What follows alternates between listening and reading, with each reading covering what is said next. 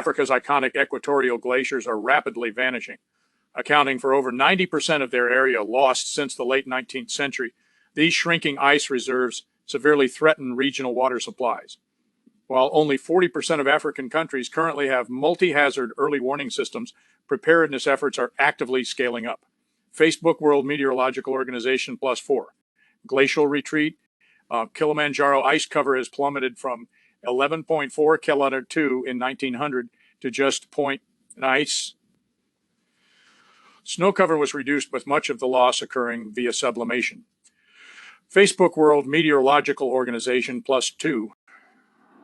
Mount Kenya, glaciers on the mountain have lost roughly 95% of their ice since 1900. Experts warn the remaining ice could disappear entirely within the next few years. YouTube Jazeera English +1. Ruwenzori Mountains, straddling the Uganda-DRC border. These glaciers, for example, Stanley Plateau, have lost nearly 30% of their surface area in the last several years alone. News, Mongabay +1, threat to ecosystems and people. Water scarcity, meltwater from these glaciers is crucial for the Ngare River and surrounding ecosystems.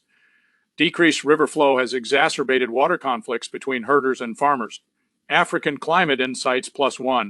Flood risks. The retreat of high-altitude ice increases the risk of glacial lake outburst floods, GLOFs, endangering downstream communities.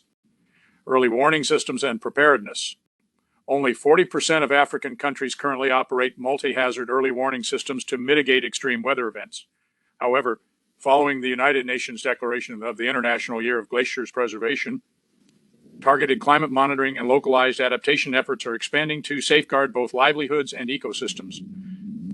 PreventionWeb.net +4. The story you are thinking of is The Snows of Kilamanjaro, a famous 1936 short story by Ernest Hemingway. Wikipedia. The narrative follows Harry, a disillusioned writer dying of gangrene while on safari on the African plains below Mount Kilimanjaro. As he faces his mortality, he reflects on his regrets, wasted talent, and the memories he never wrote. The story famously opens with a description of the mountain and its western summit, where the dried, frozen carcass of a leopard lies.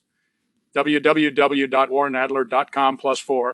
If you would like to revisit the piece or dive deeper, you can find the full text and a comprehensive breakdown of its symbolism on American literature, or read a detailed study guide on SparkNotes.